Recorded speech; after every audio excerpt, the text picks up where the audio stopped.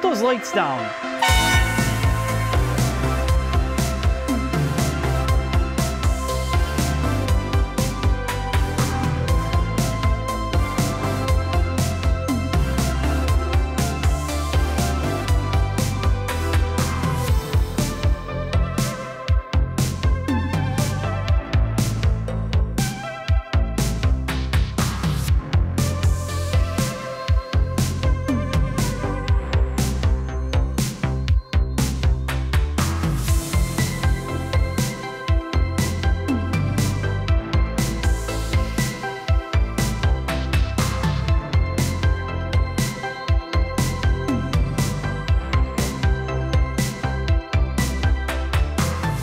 My name is Tom Matano. I held many positions. The last one was a director of design in charge of Chief Designers Group and Advanced Design at Mazda headquarters in Japan.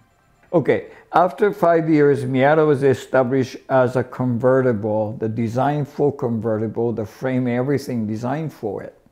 So I thought it would be a time to introduce the coupe, not confusing. Miata could be a coupe or convertible. That's just additional body style. And having structurally stronger, so club racing, all that would be much easier to do with a coupe because, like, you know, you can gut it and do a nice race car out of it. Also, to take some of the rear shelves off, then you could have a luggage space for the long distance touring. Unfortunately, couldn't quite do the real production design, so a little bit of a wind noise on the side here. But other than that, you drive a long distance, that's the most comfortable Miata you ever had. And I raised a little bit on the rear fender to balance the visual weight on the roof side. You know, the convertible got no, so I beefed up a little bit on the, you know, but that much on the rear fender to balance it. And subtlety, but if you look at the coupe, it's kind of on its own, you know. It's not like just somebody dumped the coupe roof on it. There are one in Japan for the NB coupe. They made a limited edition, limited production of it. That wasn't just did the roof and do, but they never adjusted those volumes. And if you look at that coupe, the yellow one you drove, had completely less, as if we designed the coupe to start off with. You know what I mean? Front looks like a Miata at all, but overall still like very much. And a lot of people say it matched to RX-7 as a, well, same era, you know, same team did it. But.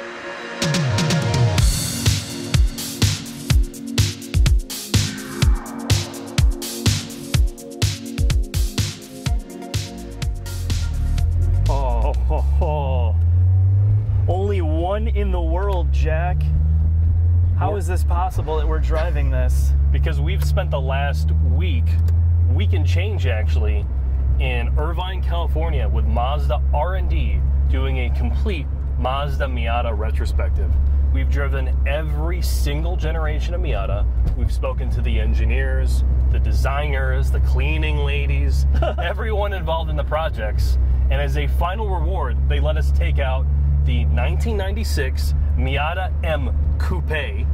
Can you tell me why your friggin' shoes are on this cargo shelf back here, dude? What are these, New Balance? Yes, no, they're Brooks. Okay, that's for your vet. Yeah, that's... So yeah. Why are you driving without your shoes on? Because I suffer from a normator condition, and with these Momo pedals, these special Miata M Coupe only Momo pedals, my feet don't fit in the pedal box. Yeah, they're really ridiculously big. My feet barely fit on there as well. So let's talk about why this car is special. Why is it a one-off? So Tom Matano, at that time, the head of Mazda North America R&D and the original designer of the NA, wanted to unveil something special for the 1996 New York Auto Show. And this is what he created: a largely fiberglass Miata coupe, which had different body panels, a special Remus exhaust, which doesn't sound very good if I'm going to be honest. Sounds like a tuba on a bicycle. Some special wheels, and it actually weighs more due to the fiberglass body panels than the regular NA.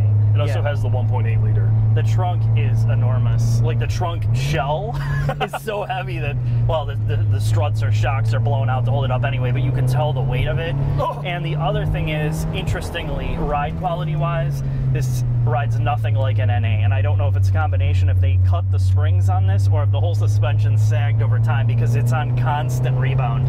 You feel the shocks just over everything. So it doesn't have the plush ride, and you definitely can tell the weight. Yeah. Are you flat out right now? Yes, I am. Okay. I am flat out in second gear going up this hill.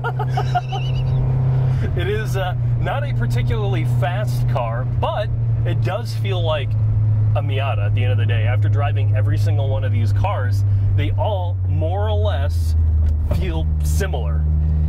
Yeah, I will give you that. It does have the Miata-ness, but I think what they did here with the roof, I get why they did it, but I don't know that I like it, because you're losing one of the main things that makes the Miata so special, is that the open top experience. Like right now, I feel kind of trapped in here. I don't feel as connected to the road. I feel like I'm in a microwave. I'm baking well, in this car. That aside, you know, we don't have there no air conditioning in here, so we're dying, but yeah, I mean, I think the entire idea of a coupe Miata would be best served with a car like the ND, where you have the body structure, the rigidity, all the modern technology.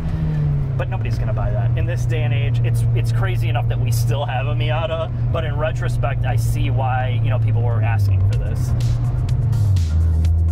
Now the other thing, the interior is very much like an NA, except with the cargo shelf in the back, you have this Momo shift knob, and then you have these custom M seats with the M monogram, or whatever you want to say, but everything else feels very Miata, and even the headroom's pretty good. Don't forget though, you have these suede door cards, Mark. Oh, that's right, I forgot about the suede. You know, it really is. It's a Miata coupe, and it's very much like what you feel on the hardtops that they have as an option in the earlier days, or the RF that's in the modern generation. But let's talk a bit about this motor. So there is a discussion internally with most of the people at Mazda whether the 1.8 or the 1.6 is better. And the reason the 1.8 existed was people just wanted horsepower, and that's probably the case. But a lot of people at Mazda prefer the 1.6. I'm going to tend to agree with them. Even though it has less horsepower, it's definitely a freer revving engine. Yeah, I don't know about that. When you get out here, when you're having to go uphill, this is no fun. Because even the 1.8 straining, when you get in the 1.6, it's like if you let off the throttle, it's like the car's going to go in reverse. And I don't like that feeling. And I know I've been spoiled by horsepower. Back in the day, okay, I would have taken the freer revving motor, but when you really start to drive this car, the 1.8 just has that extra amount of torque that makes it a little bit easier to get up these hills. I just think, personally, the 1.6 makes more sense, because the 1.8, while it's faster in an NA Miata is like saying I'm the best looking leper on the leper colony, right? You're really not going to win any awards with that thing anyway. And if you're a leper, no offense, obviously, because everybody gets upset about something. But I get the 1.6 fits the character of the NA better. Yes.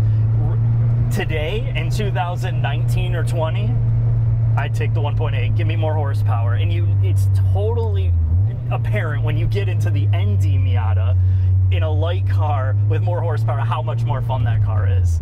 Yeah, you're right. And the ND as a whole is a vastly superior experience to the NA.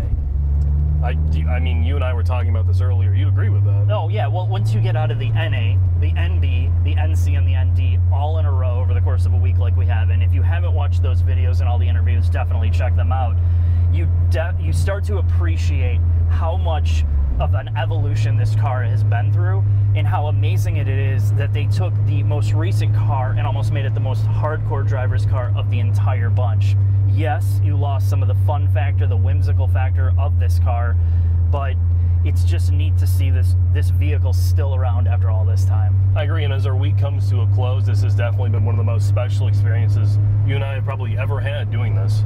Yeah, and right after this, we're going to share some cupcakes and a banana split together, aren't we? Let's take this to get ice cream.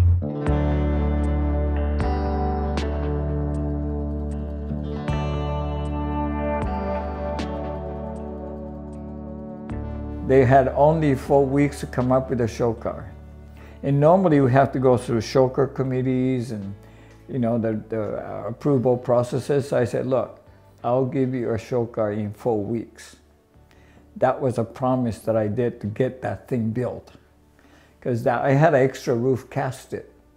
We did the clay model proposal, the real production proposal to Japan with a hardtop roof. So I had an extra one casted for my retirement.